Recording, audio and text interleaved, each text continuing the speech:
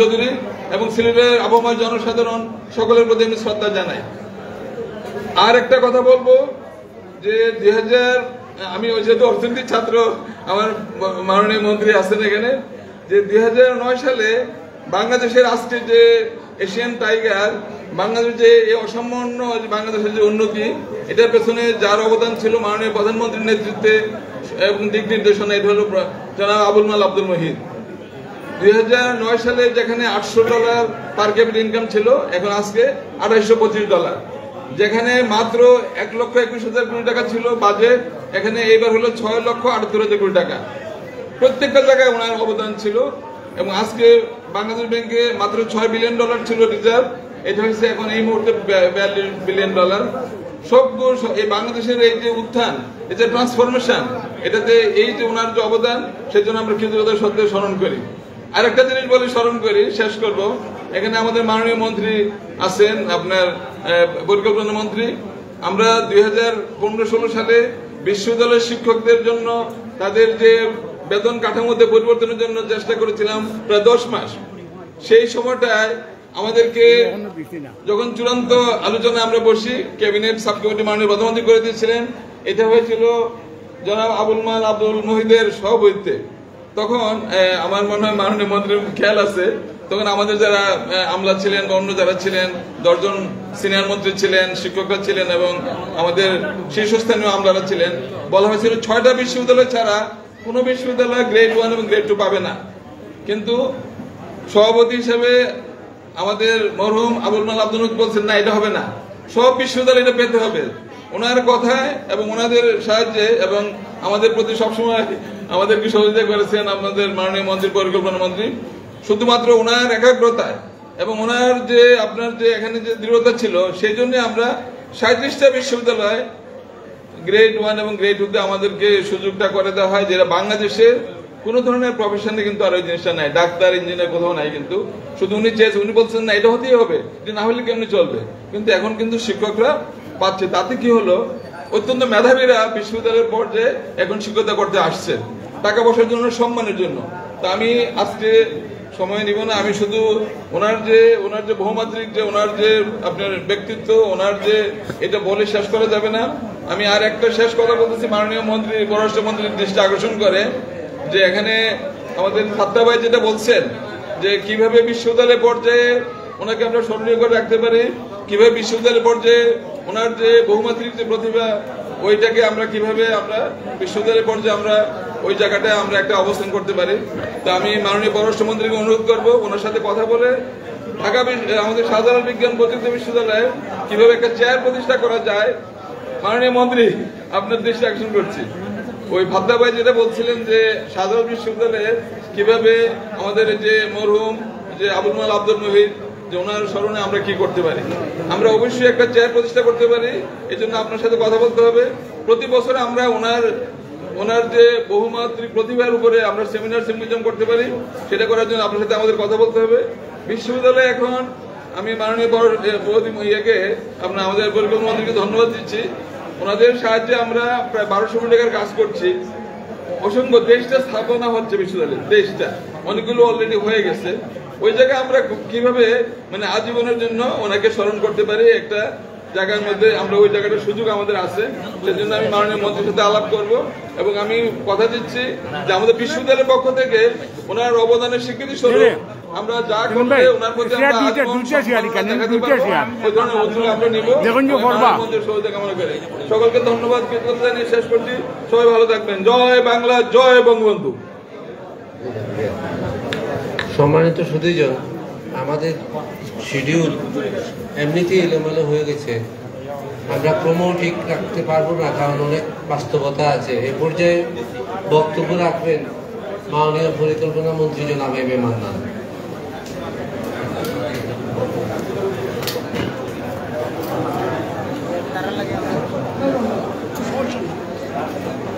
আসসালামু আলাইকুম এবং শুভ সন্ধ্যা। সম্মানিত উপস্থিতি, আপনাদের সবাইকে আমার শ্রদ্ধা, সালাম এবং শুভেচ্ছা। এখানে উপস্থিত আমাদের মিসেস মহিদ, জনাব মহিদের পরিবারের তার সহোদরবৃন্দ এবং অন্যান্য সদস্যবৃন্দ এবং এই জেলা, এই শহরে, এই অঞ্চলের আপনারা যারা উপস্থিত আছেন, বিশেষ করে রাজনৈতিক নেতৃবৃন্দ, শিক্ষকবৃন্দ, গণমাধ্যমের আমার সকল সহকর্মীবৃন্দ, আপনাদের সবাইকে আমি ধন্যবাদ জানাই এই চমৎকার আয়োজনের জন্য।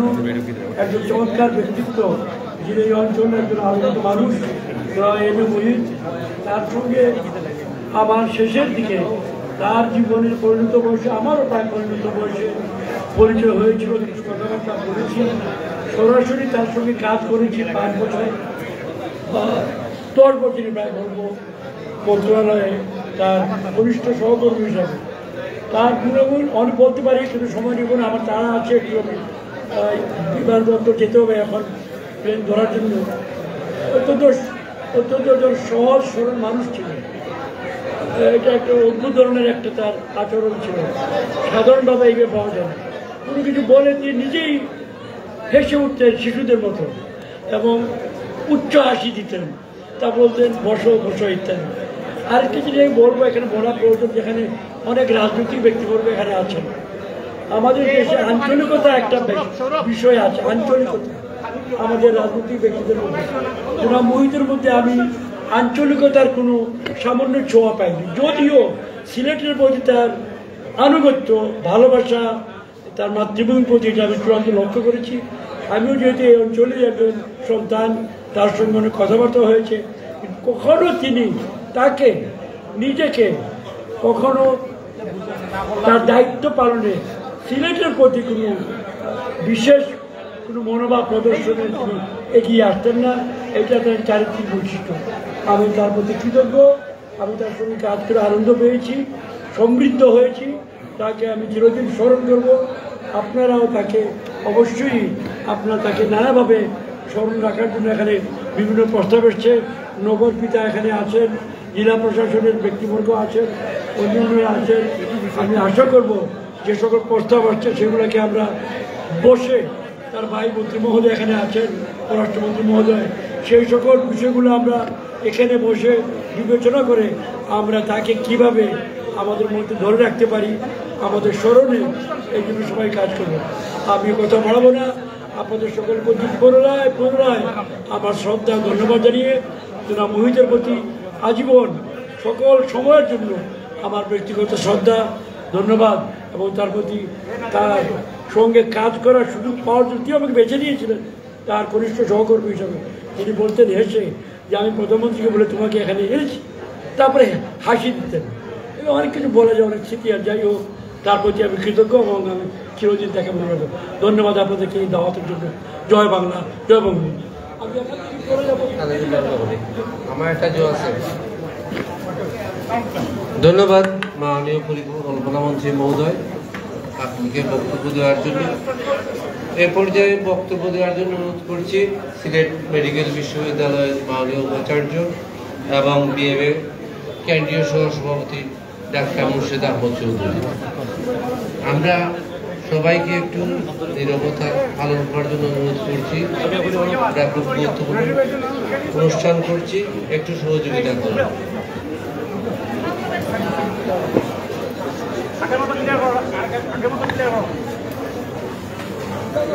ধন্যবাদ নূর ভাই। আজকের সমুদ্র নাগরিক উদ্যোগে আয়োজিত আবুল মাল আব্দুল মুহিত স্মরণ সভার সম্মানিত সভাপতি, উপস্থিত মন্ত্রী মহোদয়গণ, সংসদ সদস্যবৃন্দ, যুব মহোদয় এবং বিভিন্ন রাজনৈতিক, সামাজিক এবং পেশাজীবী সংগঠনের সদস্যবৃন্দ, আসসালামু আলাইকুম। বক্তব্যের শুরুতেই আমাদের মুহিত স্যারের আত্মার মাগফিরাত কামনা করছি এবং তার শোকসন্তপ্ত পরিবারের প্রতি গভীর সমবেদনা জানাচ্ছি। আপনার লয়ে বিব্রত রহিতে আসে নাই কেহ বনি পড়েন, সকলের তোরে সকলে আমরা, প্রত্যেকে আমরা পরের তোরে। এই বিষয়টি হৃদয়ে ধারণ করে ওনার এই মুহিত স্যার সারা জীবন চালিয়ে গিয়েছেন বলেই আজকে উনি অনেক এত গুণে গুণান্বিত, এবং এইটি প্রয়োগ করে মানুষের প্রতি তার এই পংক্তিটি প্রয়োগ করে জীবনের সফলতা অর্জন করেছেন সব দিকে। আমি বলবো জনাব অর্থমন্ত্রী মহোদয়, ওনার জন্মে সফল, কারণ উনি এমন একটি পরিবারে জন্মগ্রহণ করেছিলেন যে এই পরিবারে তৎকালীন সময় ব্রিটিশের সময়ই অ্যাডমিনিস্ট্রেটিভ অফিসার ছিলেন ওনার দাদা, ডেপুটি ম্যাজিস্ট্রেট, এবং ওনার পরিবারের 3 জন আমাদের অ্যাডমিনিস্ট্রেশনের সচিব ছিলেন, এবং জাতীয় অধ্যাপক ওনার পরিবারে আছেন। তাই তিনি জন্মে সফল, ছাত্র জীবনে তিনি সফল। তিনি কোনোদিন জীবনে ফার্স্ট ক্লাস অথবা প্রথম স্থান ছাড়া অন্য কিছু উনি পান নাই। ওনার কর্মজীবনে সফল, উনি সচিব পর্যন্ত হয়েছেন। ওনার রাজনৈতিক জীবনে সফল, উনি আওয়ামী লীগে যোগদান করে অতি অল্প সময়ের মধ্যেই রাজনীতিতে সর্বাত্মক ভূমিকা রেখেছেন এবং আওয়ামী লীগের উপদেষ্টা মণ্ডলীর সদস্য হতে পেরেছেন। উনি মন্ত্রিত্বে সফল, ওনার মন্ত্রিত্বের সফলতায় আজকে বাংলাদেশ মধ্যম আয়ের দেশে পরিণত হয়েছে এবং উনি শেষ বিদায় বেলা সফল, কারণ হাজার হাজার মানুষ অশ্রু সজল নয়নে ওনাকে শেষ বিদায় দিয়েছে। আশা করি আল্লাহ পাক রব্বুল আলামিন ওনাকে পরলৌকিক জীবনের সে পরীক্ষায় সফল করবেন এবং উনি বেহেশতের শ্রেষ্ঠতম স্থানে প্রতিষ্ঠিত থাকবেন। আল্লাহ পাকের কাছে এই দোয়াই করি। আমি বলতে চাই যে জনাব আবুল মাল আব্দুল মুহিত সাহেব, উনি যে ওনার যে কৃতিত্ব, ওনার যে অভিজ্ঞতা, ওনার যে গুণাবলী, সেই সব গুণাবলী সম্পন্ন লোক যদি আমরা তৈরি করতে পারি, আমরা যদি 64 জেলায় 64 মুহিত সাহেব তৈরি করতে পারি, নিজের পক্ষে 8টি বিভাগে যদি 8 জন মুহিত সাহেব তৈরি করতে পারি, তাহলে আজকের এই বাংলাদেশ মধ্যমায়ের দেশে উন্নত হয়েছে জননেত্রী শেখ হাসিনার নেতৃত্বে। এই দেশ অচিরেই উন্নত দেশ হিসেবে বিশ্বের সম্মুখে দণ্ডায়মান হবে। চাই 8টি বিভাগে অন্তত পক্ষে আমাদের মুহিত সাহেবকে অনুসরণ করে 8 জন এইরকম গুণী ব্যক্তিত্ব তৈরি হোক। আরেকটি কথা বলে শেষ করব, গুণী ব্যক্তিত্ব, গুণকে সম্মাননা দিলে, তাকে স্মরণ করলে আসলে নতুন গুণী ব্যক্তিত্বের তৈরি হওয়ার প্রবণতা সৃষ্টি হবে এবং যদি আমরা যারা তাকে স্মরণ করব বা গুণী ব্যক্তিত্ব স্মরণ করব, আমরা আমাদের পরলৌকিক জীবনে যাওয়ার পরে আমাদেরকেও বা যারা আয়োজন করেছে তাদেরকেও এইভাবে সম্মাননা প্রদান করা হবে। তাই আজকে তাদেরকে এই ধন্যবাদ জানাই যারা এই আয়োজন করেছেন, এই গণসংবর্ধনার আয়োজন, গণস্মরণ সভার আয়োজন করেছেন, তাদেরকে ধন্যবাদ জানাই এবং আমাকে কিছু বলার সুযোগ দেওয়ার জন্য কৃতজ্ঞতা জানাই এবং ধন্যবাদ জানিয়ে আমার বক্তব্য এখানে শেষ করছি। খুদা হাফেজ। জয় বাংলা, বাংলাদেশ চিরজীবী হোক। ধন্যবাদ। এ পর্যায়ে সংক্ষিপ্ত বক্তব্য রাখবেন আমাদের নর্থ ইস্ট ইউনিভার্সিটির মাননীয় vice chancellor doctor Ilias Uddin বিশ্বাস।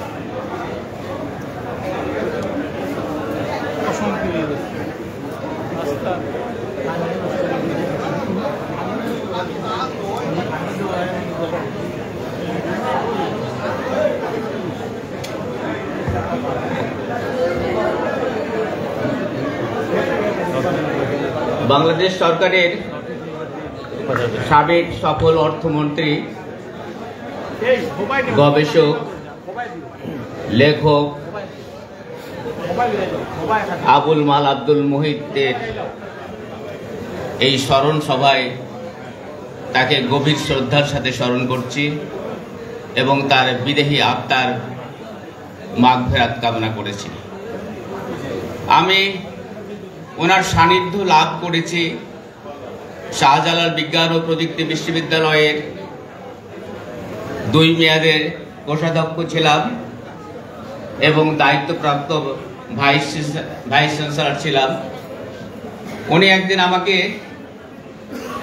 ডেকে পাঠালেন যে আপনি আমার সাথে একটু কথা বলতে পারবেন, রাত তখন 10টা, আপনি কালকে সকালে যদি একটু আসেন। আমি বললাম যে স্যার আমি তো ঢাকায়। উনি বললেন যে আপনি ঢাকায়, আমি দুপুরে চলে আসছি, আপনি বিকালে আমার সাথে একটু দেখা করেন।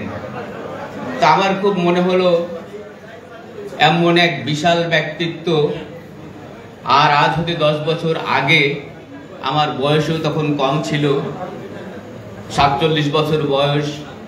সেই ব্যক্তিটির সামনে উনি কি বা বলবেন আর আমি বা কি বলবো, এই চিন্তায় ছিলাম।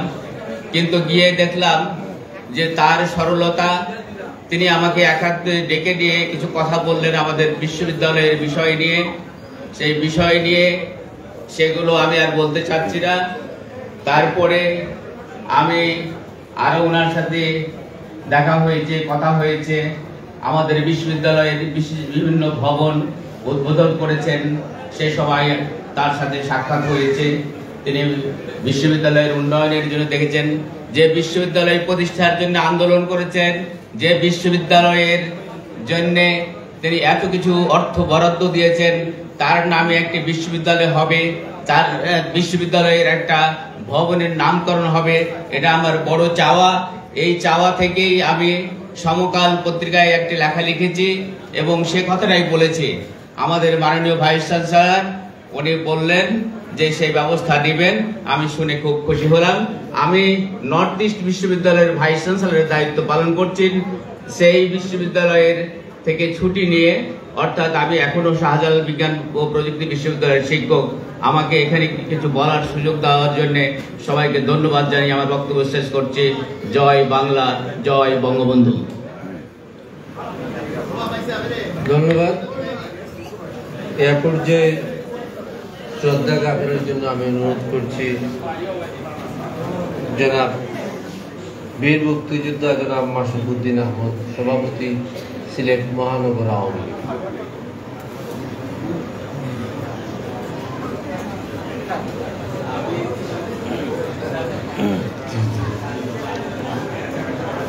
আজকের আমাদের পরম শ্রদ্ধেয় মরহুম আব্দুল মুহিত সাহেবের শোকসভায় সম্মানিত সভাপতি, উপস্থিত বিভিন্ন পর্যায়ের সম্মানিত নেতৃবৃন্দ, রাজনৈতিক নেতৃবৃন্দ, আসসালামু আলাইকুম, আদাব। শ্রদ্ধেয় মুহিত সাহেব সম্পর্কে কি বলবো, সব বক্তাই বলেছেন। আমি শুধু এইটুকু বলবো যে 56 সালে যখন উনি সিভিল সার্ভিস পরীক্ষা দিয়েছিলেন, তখন আমাদের বয়স ছোট্ট ছিলাম, আমরা তখন সেটা বুঝছিল না, কিন্তু পরবর্তীতে আমাদের গুরুজনের কাছ থেকে শুনেছি উনি তখনই লেখাপড়ার প্রত্যেকটা দিকে মেধার স্বাক্ষর রেখেছেন। এইটা আমাদের সিলেটের গৌরব ছিল, ওনার পরিবারের গৌরব ছিল।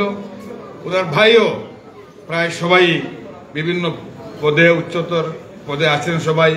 তার কারণ ওনার বাবা যিনি ছিলেন উনি কিন্তু তখনও বিভিন্ন প্রতিষ্ঠান গড়েছিলেন এবং তাদের এই যে চিন্তা চেতনা, এইটার ধারাবাহিকতা জনাব মুহিত সাহেব রেখেছিলেন। জনাব মুহিত সাহেব, আমি অন্যদিকে যাব না, সব বক্তা বলে দিয়েছেন। আমি শুধু বলবো উনি তো বাংলাদেশের উন্নয়ন করেছেন, অর্থমন্ত্রী ছিলেন, কিন্তু সিলেটের যে কিছু করেছেন, ধর্মীয় দিকে যেগুলো করেছেন, বিভিন্ন মসজিদ, এগুলো যদি আমরা দেখি গিয়ে নদীর ওই পারে নাইর বলে কোনো পয়সার অভাব ছিল না। বড় বড় মসজিদ, বড় বড় মাদ্রাসায় যে গিয়েছে অনুদান দিয়েছেন, সাহায্য করেছেন।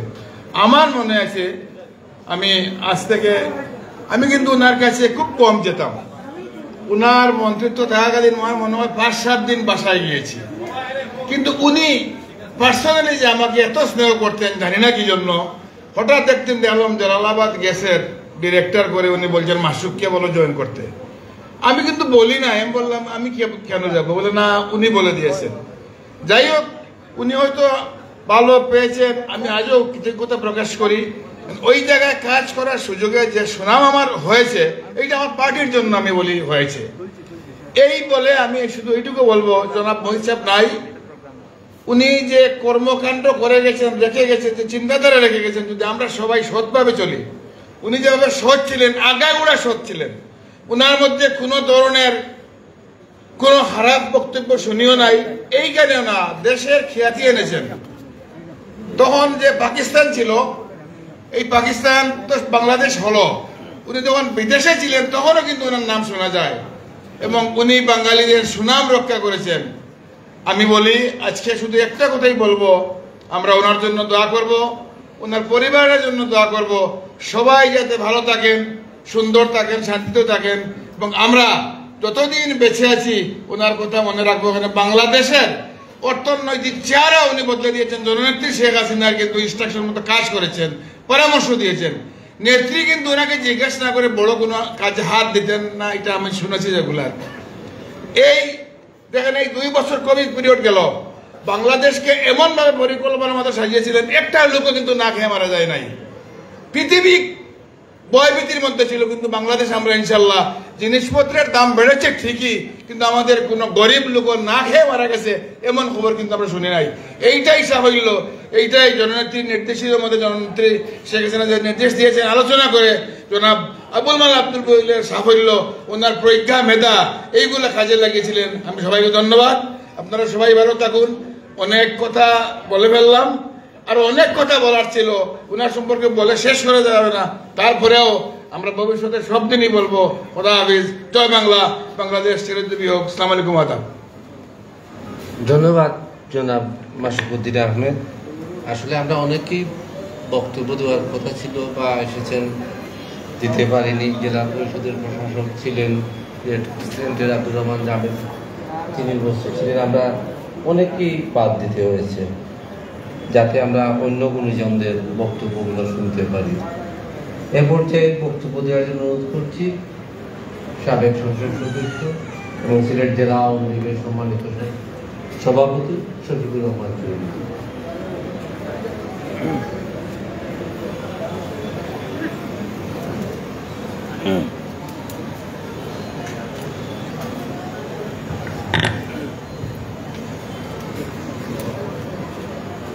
نحمد ونصلي على رسول الكريم أما بعد أعوذ بالله من الشيطان الرجيم بسم الله الرحمن الرحيم। সাবেক সফল অর্থমন্ত্রী জনাব আবুল মাল আব্দুল মুহিতের স্মরণ সভায় সম্মানিত সভাপতি, সম্মানিত মন্ত্রীবর্গ, সংসদ সদস্যবৃন্দ, মহিষ সাহেবের পরিবারের সম্মানিত সদস্যবৃন্দ, সম্মানিত অতিথিবৃন্দ, সম্মানিত সুধীবৃন্দ, সম্মানিত সাংবাদিকবৃন্দ, আমি আমার বক্তব্যের প্রারম্ভে গভীর শ্রদ্ধা ভরে স্মরণ করছি সর্বকালের সর্বশ্রেষ্ঠ বাঙালি জাতির জনক বঙ্গবন্ধু শেখ মুজিবুর রহমানকে এবং মহিষ সাহেবের বিদেহী আত্মার প্রতি গভীর শ্রদ্ধা নিবেদন করে আমি দুই একটি কথা বলবো। মহিষ সাহেবের সাথে আমার প্রথম দেখা হয় গাজী সাহেবের বাসায়, দেওয়ান ফরিদ গাজী সাহেবের বাসায় দেখা হয়। সেই সময় 96-এর গভর্নমেন্ট ছিল, আওয়ামী লীগ।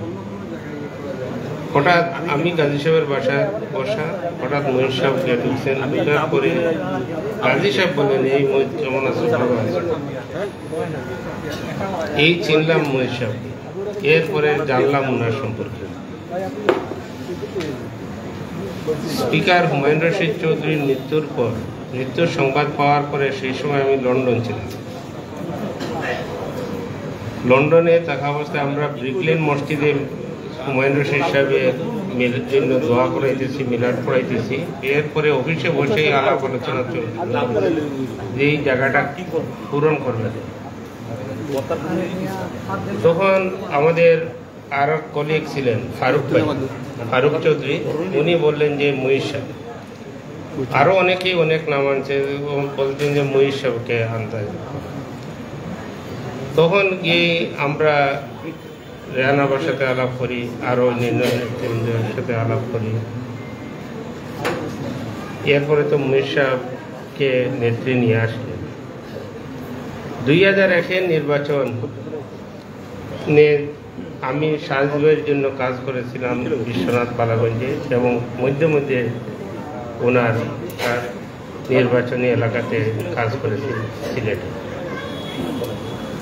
2001-এর নির্বাচন পরে যখন আমার বাসাতে হামলা হলো, আমি লন্ডন চলে গেছি। যাওয়ার পরে আমার বাসাতে হামলা, তখন মহিষ সাহেব সংবাদ পেলাম লন্ডন থেকে যে মহিষ সাহেবের সাথে সাথে সংবাদ পাওয়ার সাথে সাথেই মহিষ সাহেব চলে গেছেন বাসাতে, গিয়ে দেখেছেন এবং আমাদের সাথে আলাপ আলোচনা করেছেন। এরপরে তো 2008 সালের 29শে ডিসেম্বরের নির্বাচন, আমি বিশ্বনাথ বালাগঞ্জে খেললাম, উনি খেললেন সিলেট সদর এবং সিটি কর্পোরেশন। পাশ করার পরে আমার সৌভাগ্য হয়েছে, আমার জন্য সৌভাগ্য যে ওনার সান্নিধ্যে গিয়ে আমি সরকারের কিছু কর্মকাণ্ডের সাথে অংশীদারিত্বে অংশগ্রহণ করতে সক্ষম হয়েছিলাম। প্রথম বাজেট অধিবেশনে যে সংশোধনী আসবে, মহিষ সাহেব অর্থমন্ত্রী আর সংশোধনীতে দিচ্ছেন আমাকে এবং বর্তমান যে স্পিকার শিরিন শারমিনকে। আমি এগুলো পুরো বুঝিও না। তখন উনি আরেকজন লোককে পাঠিয়ে দিয়েছেন। এরপরে শহীদ ভাইকে দিয়ে শহীদ ভাইয়ের সাথে আলাপ আলোচনা করে সংশোধনীটা আমি পাঠ করলাম। এই যে মহিষ সাহেবের এত বড় হৃদয়ের মানুষ ছিলেন, সিলেট বিভাগের উন্নয়নের ব্যাপারে আমি সংসদ সদস্য থাকা অবস্থায় ওনাকে যতবার গিয়েছি যে একটা মিটিং করেন, উনি সাথে সাথেই নেক্সট উইক হয়ে যাবেন। সিলেট বিভাগের যত মন্ত্রী এমপিরা ছিলেন ওনাদেরকে নিয়ে মিটিং করতেন সিলেটের উন্নয়নের ব্যাপারে। উনি কোনোদিন না বলেননি, আমাকে শফিক মিয়া বলে ডাকতেন। এত স্নেহ মমতা করতেন, উনার সম্পর্কে বলতে অনেক কয়েকদিন যদি বলি শেষ হবে না। তাই আমি সময় স্বল্প, আমি ধৈর্যচ্যুতি ঘটাতে চাই না সবার। আমি মহিষ সাহেবের বিদেহী আত্মার মাগফিরাত কামনা করছি। আল্লাহ রাব্বুল আলামিন যেন ওনাকে বেহেশতের সর্বোচ্চ স্থান জান্নাতুল ফেরদৌস দান করেন এই আশা ব্যক্ত করে, এবং ওনার পরিবারের সকল সদস্যদেরকে আল্লাহ সবর করার তৌফিক দান করুক। আমিন। জয় বাংলা, জয় বঙ্গবন্ধু, বাংলাদেশ চিরজীবী। ধন্যবাদ সিলেট জেলা আওয়ামী লীগের সম্মানিত সভাপতি। এ পর্যায়ে বক্তব্য রাখার জন্য অনুরোধ করছি জনাব শফিউল আলম চৌধুরী নাদের, সাংগঠনিক সম্পাদক বাংলাদেশ আওয়ামী লীগ।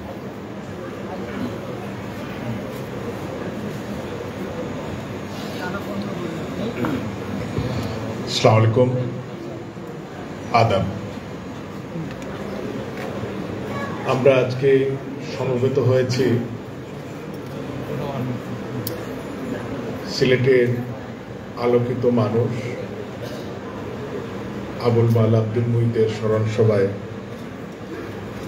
আজকের এই স্মরণ সভার সম্মানিত সভাপতি, উপস্থিত আমাদের সকল সম্মানিত অতিথিবৃন্দ, মন্ত্রী পরিষদের সদস্য, জাতীয় সংসদ সদস্য, আবুল মাল আব্দুল মুহিতের পরিবারের সদস্যবৃন্দ,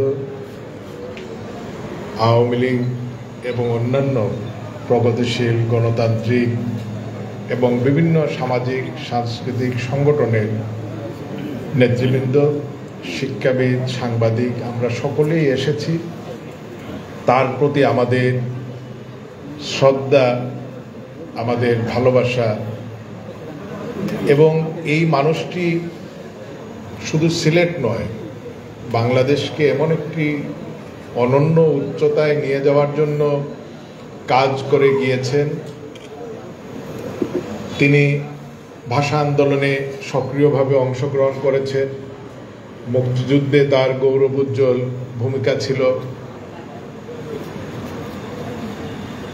চাকরি জীবনে তিনি তার সর্বোচ্চ জায়গায় আহরণ করেছেন, অল্প বয়সে অবসরে গিয়েছেন, সামাজিক আন্দোলন গড়ে তুলেছেন, লেখালেখি করেছেন, শিক্ষকতা করেছেন। তিনি রাজনীতিতে এসে এমনভাবে মানুষের সঙ্গে মিশেছিলেন, সংগঠনের গুরুত্ব অনুধাবন করেছিলেন, এবং সর্বোপরি বঙ্গবন্ধু কন্যা জয়ন্তী শেখ হাসিনার উপর তার যে অগাধ আস্থা এবং বিশ্বাস, এবং বঙ্গবন্ধুর কন্যা টানা 10 বছর তাকে অর্থমন্ত্রীর দায়িত্বে রেখেছিলেন, এবং তিনি যে সময় প্রথম বাজেট আওয়ামী লীগ সরকারের উপস্থাপন করলেন,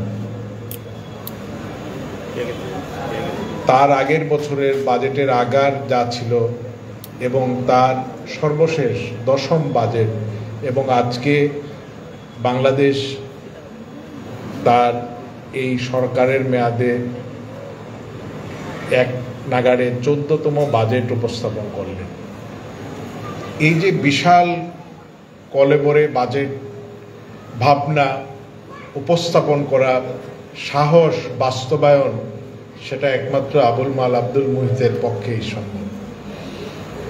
আমরা এই স্বল্প পরিসরে আমার পূর্বে যারা বক্তব্য রেখেছেন প্রত্যেকেই বলেছেন তার যে কোনো বিষয় নিয়ে আমরা কথা বললে অনেক দীর্ঘক্ষণ আলোচনা করতে পারি।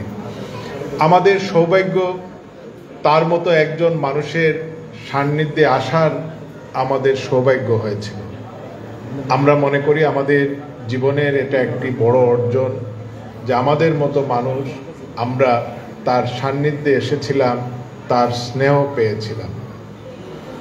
যেটা আমাদের জেলার সাধারণ সম্পাদক নাসিরউদ্দিন খান বলেছেন, আমাদের মরহুম স্পিকার হুমায়ুন রশিদ চৌধুরী সাহেব এর মৃত্যুর পরে কে সিলেট 1 আসনের কাণ্ডারি হবেন সেটা সকলের মনেই ঘুরপাক খাচ্ছিল।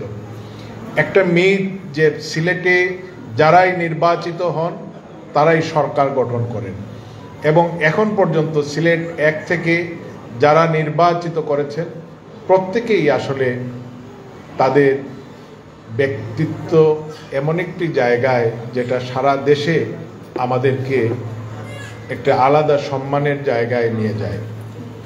নেত্রী তার নামটি আমাদেরকে বলেন এবং তিনি দেশে আসেন, এখনো আমাদের চোখে ভাসে। মনে হয় এই তো সেদিন তিনি ট্রেনে এসে সিলেট রেলওয়ে স্টেশনে নামলেন, আমরা তাকে বরণ করে নিলাম। তার পূর্বে মোমেন সাহেব এসেছিলেন, আমাদের আওয়ামী লীগের নেতৃবৃন্দ অঙ্গ ভদ্রপ্রতিম সংগঠনের সঙ্গে কথা বলেছেন, বিভিন্ন জায়গায় তিনি গিয়েছেন। মুহিত সাহেব হাফিজ কমপ্লেক্সে এসে সকলের সঙ্গে তিনি তার চিন্তাভাবনা তুলে ধরলেন, তার কথা তিনি সকলের সামনে উপস্থাপন করলেন। এই যে আওয়ামী লীগের নেতৃবৃন্দ এবং সিলেটের মানুষের সঙ্গে তার এই নিবিড় সম্পৃক্ততা, এই সম্পৃক্ততা তার জীবনের শেষ দিন পর্যন্ত ছিল। তিনি মৃত্যুর অল্প কিছুদিন পূর্বেও সিলেটে এসেছিলেন, সিলেটে আসার জন্য তিনি খুব ব্যাকুল ছিলেন, এবং যাওয়ার পূর্বেও তিনি যেটা বলে গিয়েছিলেন যে তিনি এপ্রিল মাসে আবার আসবেন লম্বা সময়ের জন্য। তিনি আসলেন এবং লম্বা সময়ের জন্যই। আমি আর কথা বাড়াতে চাই না। পরম করুণাময় আল্লাহর কাছে তার আত্মার মাগফিরাত এবং শান্তি কামনা করি। সম্মিলিত নাগরিক উদ্যোগকে ধন্যবাদ জানাই যে তারা আমাদের এই বরেণ্য মানুষের জন্য আজকের এই স্মরণসভার আয়োজন করেছেন। যারা অতিথি হিসাবে এসেছেন, বক্তব্য রেখেছেন, যারা কোনো ধরনের দাওয়াত না পেয়েও অনেকে এসেছেন, শুধুমাত্র আবুল মাল আব্দুল মুহিতের প্রতি সকলের ভালোবাসা এবং শ্রদ্ধার কারণে সকলকে আমি শুভেচ্ছা জানাই। এবং আমি সম্মিলিত নাগরিক উদ্যোগের যারা রয়েছেন তাদের প্রত্যেকেই অনুরোধ করব, আমাদের আসলে একটি এই সম্প্রীতির নগরীতে আমাদের এখনো অনেক কিছু করা বাকি। আমরা আমাদের মরহুম আব্দুস সামাদ আজাদ, আমাদের স্পিকার হুমায়ুন রশিদ চৌধুরী, দেওয়ান ফরিদ গাজী, বাবু সুরঞ্জিত সেনগুপ্ত, কমরেড বরুণ রায়, পীর হাবিবুর রহমান, এদের কথা আসলে আমাদের স্মরণ করতে হবে। বদরুদ্দিন কামরান, যারা এই শহরের জন্য এই অঞ্চল থেকে জাতীয় পর্যায়ে প্রতিনিধিত্ব করছেন, পরবর্তী প্রজন্মের কাছে তাদেরকে তুলে ধরা, তাদেরকে নিয়ে চর্চা করার আমি মনে করি আমাদের খুবই প্রয়োজন। সকলকে অসংখ্য ধন্যবাদ। জয় বাংলা, জয় বঙ্গবন্ধু। ধন্যবাদ জনাব শফিউল আলম চৌধুরী নাদের। আমরা একেবারে শেষ পর্যায়ে চলে আসছি। আমাদের এখানে দুজন মাননীয় সংসদ সদস্য আছেন, আমরা তার বক্তব্য করি, আমরা আমাদের মাননীয় পররাষ্ট্রমন্ত্রী মহোদয়ের বক্তব্য শুনব এবং শেষ করব। তাই এখন এই পর্যায়ে আমি বক্তব্য দেওয়ার জন্য অনুরোধ করছি মাননীয় সংসদ সদস্য গাজী মোহাম্মদ শাহনেওয়াজ মিলাদ, হবিগঞ্জ 1।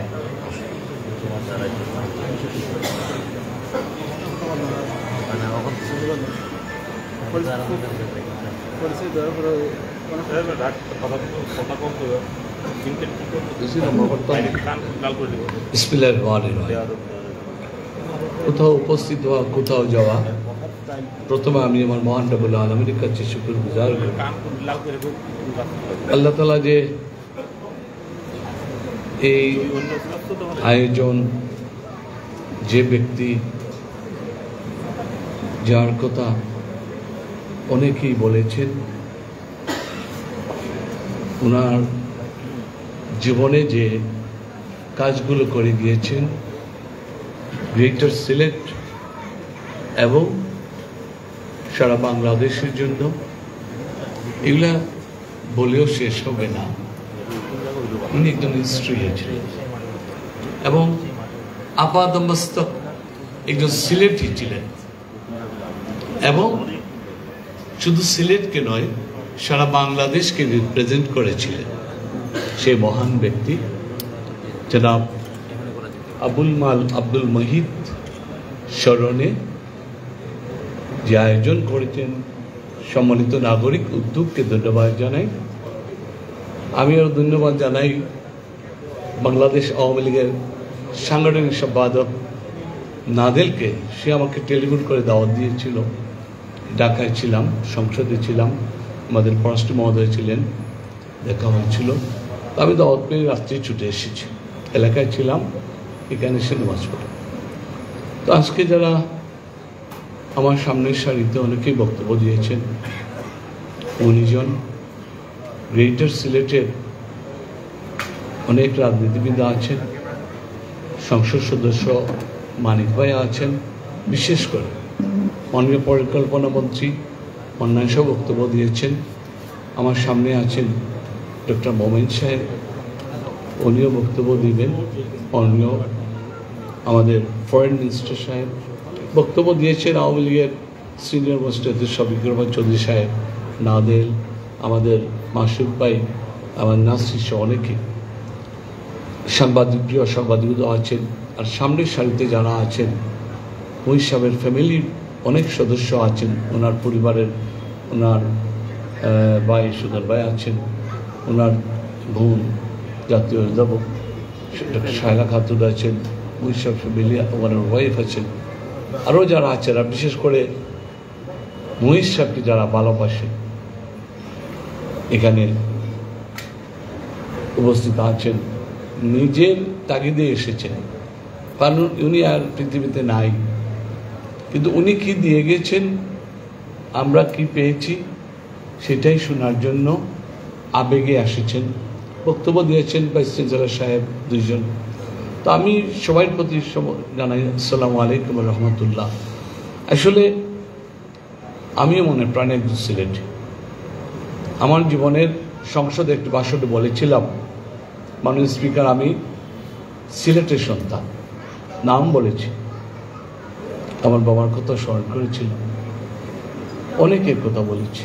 সিলেটকে যারা রিপ্রেজেন্টেশন দিয়েছেন, আমার নাসির সাংগঠনিক সম্পাদক বলেছেন, এখানে আমার সামার সাহেব ছিলেন, আমার বাবা দেওয়ান ফরিদ সাহেব ছিলেন, ফিরা বিষয় অনেকেই ছিলেন। একটা কথা আমি বলবো, ভবিষ্যৎকে আমি বলেছি যে আজকে হয়তো আপনি মন্ত্রী সাহেব আছেন, আওয়ামী লীগ সরকার আছে, 5-10 বছর পরে কেউ কিছু বলবে না।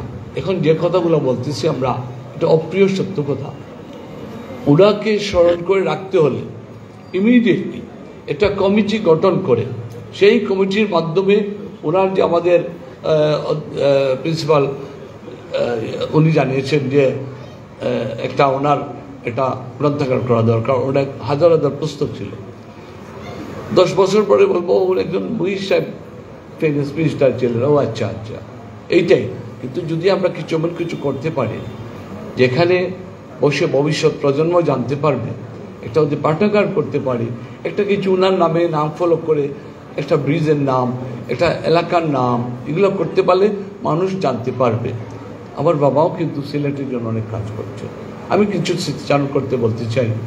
আব্বা বলেছেন, উনি মহিষ সাহেব নিজে বলেছেন, 46-এ যখন ওনার নেতৃত্ব দিলেন সিলেটকে আসাম থেকে বের করে আনবেন রেফারেন্ডামের আগ মুহূর্তে, তখন আব্বার ওরা খুব সিরিয়াস, দেওয়ান ফরিদ সাহেব অনেকেই। তো সিলেটের প্রগতিশীল নেতৃবৃন্দ সবাই কিন্তু সাপোর্ট দিয়েছিলেন সিলেটকে আসাম থেকে বের করে আনতে হবে। এক পর্যায়ে জমিয়তুল উলামা হিন্দ তারা বলছে আমরা দিব না, অখণ্ড ভারত চাই। আব্বারা বলছেন আমরা সিলেটকে বের করে আনবো। এক পর্যায়ে আমার বাবা অনেককেই নাসর মসজিদে বেদরক পিটিয়ে মাথাটা ফাটিয়ে দিচ্ছিল। আমার বাবার অনেক রক্ত দিয়েছে। তখন গ্রেটার সিলেটের প্রগতিশীল নেতৃবৃন্দ ছিলেন, তাদের মধ্যে মহিষা বলেছেন আমরা আন্দোলন করেছি, ওনার বাবাও ছিলেন, সবাই কিন্তু ওই সময় আন্দোলন করেছিলেন। তখন বঙ্গবন্ধু সিলেটে এসেছিলেন, এসে আমার বাবার সাথে পরিচয় হয়েছিল। আমার বাবা নিজে বলেছেন যে বঙ্গবন্ধু বলেছেন, কে বলেছিলেন, দেওয়ান ফরিদ গাজী সম্রান্তপুরের সন্তান ওই সাধারণ মানুষের রাজনীতি নেমেছে। তখন বঙ্গবন্ধু নিজে বলছেন আমরা চলুন একসাথে রাজনীতি করি।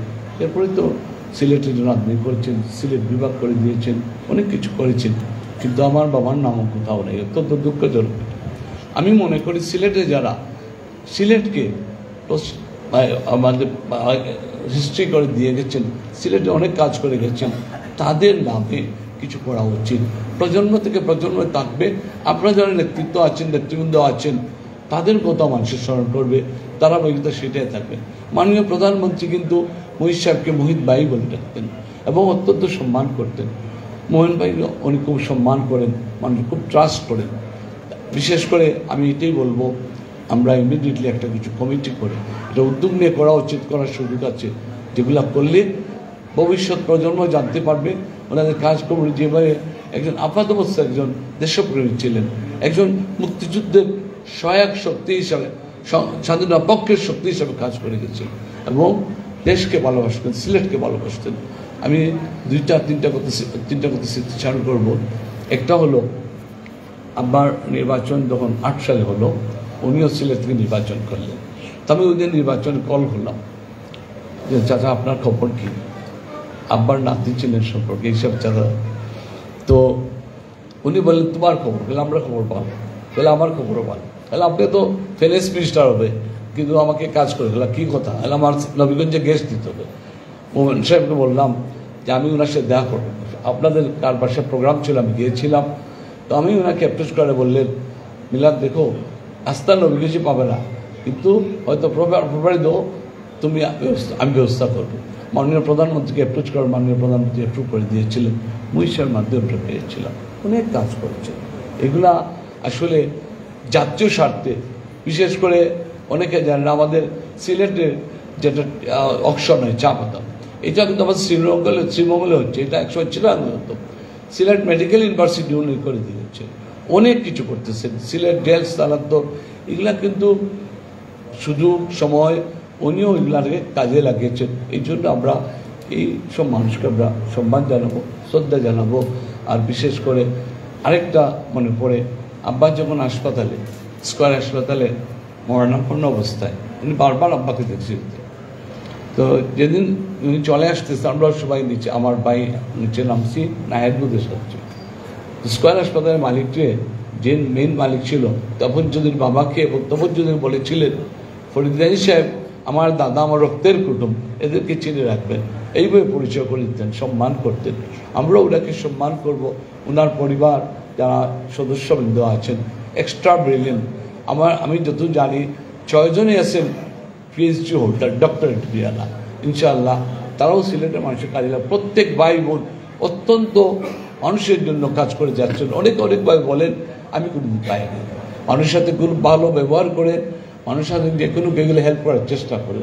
ডাক্তার মোহাম্মদ সাহেবকে আমি চিনি, আব্বার সাথে ছিলেন, সেখান থেকে চিনি, ইজ ভেরি নাইস, এবং আব্বার সাথে অত্যন্ত সিনসিয়ার অনেস্টিলি কাজ করেছেন।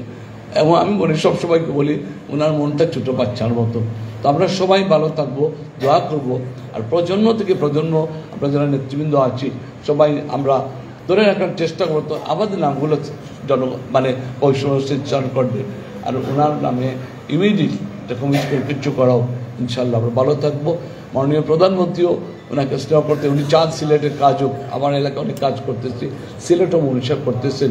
আমি বলেছি এবার বন্যা হওয়ার পরে ওনাকে বলেছি ইমিডিয়েটলি ড্রাইভ দিয়ে নদীটা খনন করা দরকার, সুরমা নদী একটা এমবেকমেন্ট করা দরকার। ইনশাল্লাহ এটা আমরা মাননীয় প্রধানমন্ত্রীর সাথে আলাপ করলে এটা হবে ইনশাল্লাহ। আমরা সবাই ভালো থাকবো। জয় বাংলা, জয় বঙ্গবন্ধু, জয় হোক আমার সিলেটবাসী। ধন্যবাদ। ধন্যবাদ জনাব গাজী মোহাম্মদ শাহনেওয়াজ মিলাদ। এবার বক্তব্যের জন্য অনুরোধ করব মাননীয় সংসদ সদস্য সুনামগঞ্জ 5 জনাব মহিবুর রহমান মালিক।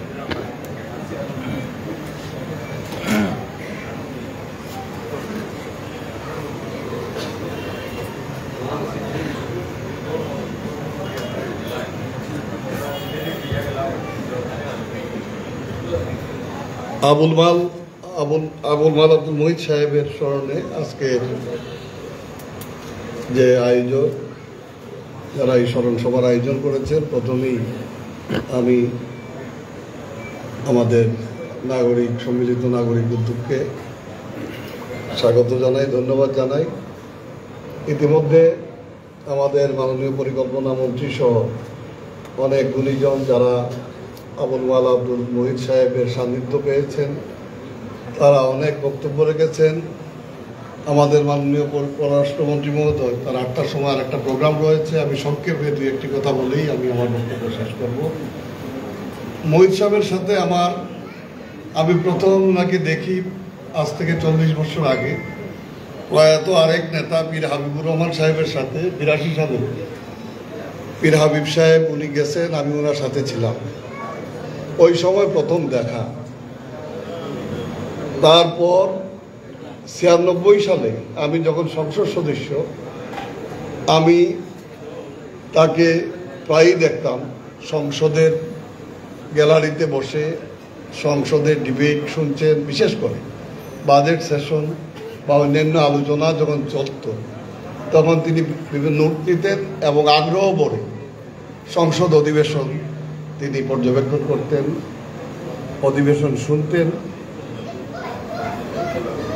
2001 সালের 9 জুলাই আমাদের স্পিকার হুমায়ুন রশিদ চৌধুরী যখন মারা গেলেন, তারপর যে শূন্যতা নিয়ে ইতিমধ্যে আমার পূর্ববর্তী বক্তারা কথা বলেছেন, তাকে সিলেট 1 আসন থেকে মনোনয়ন দেওয়া হলো। তখন 1 আসনটি ছিল সিলেট কোম্পানিগঞ্জ নিয়ে। কোম্পানিগঞ্জের অংশবিশেষ আপনারা জানেন, ছাতক থেকেই কোম্পানিগঞ্জের সৃষ্টি, এবং আমরা যৌথভাবে অনেকগুলি সভা করেছি। একই সাথে উনিও নৌকা প্রতীক নিয়ে নির্বাচন করেছেন, আমিও নৌকা প্রতীকের প্রার্থী ছিলাম। আমরা নির্বাচন করেছি, একই সাথে ক্যাম্পেইন করেছি, ভোট চেয়েছি। তারপর বিএনপি জামাত জোটের সময় আমি দীর্ঘদিন কারাবাসে ছিলাম। আমি কারাগার থেকে মুক্তি লাভের পর তিনি আমার আরেক চেয়ারম্যান ছিল, সেও নাই দুনিয়াতে, আমাদের মুখ্য সচিব নজিবুর রহমানের ছোট ভাই আলেক, তার কাছ থেকে সংগ্রহ করে রিং দিলেন এবং জানলেন আমি সেপ্টেম্বরের 3 তারিখে আমি আসব। আমি বরিশাল কারাগার থেকে মুক্তি লাভ করি এবং আমি যখন আসি, আমি সিলেট এয়ারপোর্টে নেমেই দেখি আমাদের সেই প্রয়াত আবুল মাল আব্দুল মুহিত সাহেব দাঁড়িয়ে আছেন অভিভাবকের মতো আমাকে বরণ করার জন্যে, গ্রহণ করার জন্যে। শুধু এই সিলেট এয়ারপোর্টেই নয়, সিলেট এয়ারপোর্ট থেকে ছাতক পর্যন্ত তিনি আমার সাথে সাথে গেলেন এবং সেই দিন প্রচণ্ড রৌদ্র ছিল এবং সারাদিন তিনি এতই কষ্ট করেছিলেন, পরবর্তীতে তিনি অসুস্থ হয়ে গিয়েছিলেন। কিন্তু মানুষের উপস্থিতিতে তিনি এতই খুশি হয়েছিলেন, কারণ তার 3-4 দিন আগেই বেগম জিয়া, তখন বাংলাদেশের প্রধানমন্ত্রী, তার যে সভা ছিল একই জায়গায় আমাদেরও সভাটি ছিল, কিন্তু সেই তদানীন্তন প্রধানমন্ত্রীর সভার চাইতে অনেক বড় আয়োজন ছিল এবং ব্যাপক মানুষের উপস্থিতি ছিল। এতে তিনি অনেক খুশি হয়েছিলেন। আমি তার অসুস্থতার খবর পেয়ে যখন গেলাম বনানীর বাসায় দেখা করতে, তিনি তার শারীরিক খবরের আগে কিভাবে এত মানুষ হতো, কিভাবে এই সভা, যে একটা প্রধানমন্ত্রীর সভা আর একটা জেল ফেরত মানুষের সভা কিভাবে এত বড় হয়, তিনি জানার আগ্রহ দেখালেন। এই যে তার যে জানার আগ্রহ বা তার যে মানুষের প্রতি কিভাবে এই ইয়ের থেকে উত্তরণ করা যায়, এটাই ছিল তার সর্বদা চেষ্টা। তিনি এই কনস্টিটিউন্সিতে 1 থেকে একাধারে বিজয়ী হওয়ার পূর্ব মুহূর্ত পর্যন্ত তিনি অত্যন্ত নিষ্ঠার সাথে একজন রাজনৈতিক কর্মী হিসাবে, নেতা হিসাবে দায়িত্ব পালন করেছেন, যার ফলে 2008 সালের 29শে ডিসেম্বর বিপুল ভোটে তিনি জয়যুক্ত হন এবং সরকারের জ্যেষ্ঠ মন্ত্রী হিসাবে, অর্থমন্ত্রী হিসাবে তিনি এই গুরু দায়িত্ব পান এবং এই গুরু দায়িত্ব 10টি বৎসর তিনি একাধারে 10টি বৎসর এই দায়িত্ব শুধু পালন করেন না, এই দায়িত্ব পালনের মধ্য দিয়ে বাংলাদেশকে যে স্বপ্নে বিভোর হয়ে বঙ্গবন্ধু সারা জীবন উৎসর্গ করেছেন এবং বঙ্গবন্ধুর কন্যা যে স্বপ্ন বাস্তবায়নের জন্য দিনরাত পরিশ্রম করছেন, সেই স্বপ্ন বাস্তবায়নের একজন সারথি হিসাবে, একজন সহকর্মী হিসাবে তার যে প্রচেষ্টা ছিল, এই প্রচেষ্টাকে এই দেশবাসী অত্যন্ত শ্রদ্ধার সাথে স্মরণ করবে। গত 8 তারিখে যখন আমাদের পদ্মা সেতু নিয়ে কথা হচ্ছিল, তখন প্রায় আমার পাশে বসা অনেক এমপিরা বারবার মোহিত সাহেবের কথাটি বারবার চলে এসেছে। তিনি একজন অভিভাবকের মতো আমাদের মাননীয় প্রধানমন্ত্রীর পাশে দাঁড়িয়ে অভয় দিয়েছেন, সাহস জুগিয়েছেন, বিশ্বব্যাংক যদি টাকা নাও দেয় আমাদের নিজস্ব অর্থায়নে আমরা এটি করতে পারবো। অনেকে সেই সময় আমতা আমতা করেছেন, দ্বিধাদ্বন্দ্বে ছিলেন, কিন্তু মোহিত সাহেবের সেই সময় যে বলিষ্ঠতা আমি দেখেছি এবং সেই বলিষ্ঠ নেতৃত্বের কারণে এবং তার দৃঢ়তার কারণেই আজকে আমরা পদ্মা ব্রিজ করতে সক্ষম হয়েছি। সিলেটের উন্নয়ন নয়, দেশের যে দারিদ্র্য বিমোচনের যে বড় চ্যালেঞ্জ ছিল এবং বাংলাদেশকে একটি সুখী সমৃদ্ধ দেশ, দারিদ্র্যমুক্ত ক্ষুধামুক্ত একটি দেশ নির্মাণের যে তার যে প্রচেষ্টা ছিল, সারা জীবনে তার যে প্রচেষ্টা ছিল একবার জীবনের শুরু থেকে। তিনি এই সুজাত আলী রফিক সাহেব আছেন, কামরান ভাই নাই, একদিন আমাদের সাথে গল্প করতেছেন ওনার অফিসে বসে, যে তিনি ওই নাইয়রপুর মসজিদ উনি ধুয়ে দিয়েছেন। তিনি যখন মহাত্মা গান্ধী মারা গেলেন তিনি নিজে মাইক নিয়ে সিলেটে মাইকিং করেছেন। এই যে তার যে ছাত্র জীবনের বা এই শৈশব থেকেই তিনি রাজনীতি সচেতন ছিলেন, রাজনীতির সাথে তার সম্পৃক্ততা ছিল, তার রক্তে তার ধমনীতে রাজনীতি ছিল এবং তিনি তার রাজনীতি তার দর্শনের বাস্তবায়ন করেছেন নেতৃত্বের মাধ্যমে। তিনি বঙ্গবন্ধুর সাহচর্য পেয়েছেন এবং বঙ্গবন্ধুর কন্যার নেতৃত্বে তিনি তার সারা জীবনের যে সাধনা, এই সাধনার আমি মনে করি অনেকটাই বাস্তবায়ন করেছেন। আমরা যদি তার যে অসমাপ্ত যে কাজগুলি আছে এইগুলি যদি আমরা তার পরবর্তী প্রজন্ম বা তার যারা উত্তরাধিকার আছে আমরা যদি সবাই মিলে সম্মিলিতভাবে চেষ্টা করি তাইলে অবশ্যই আমরা এই দেশকে কাঙ্ক্ষিত লক্ষ্যে আমরা পৌঁছাতে পারব। আমার মনে পড়ে 9 জুলাই যখন হুমায়ুন রশিদ চৌধুরী মারা গেলেন, ওনার লাশ নিয়ে আসলাম।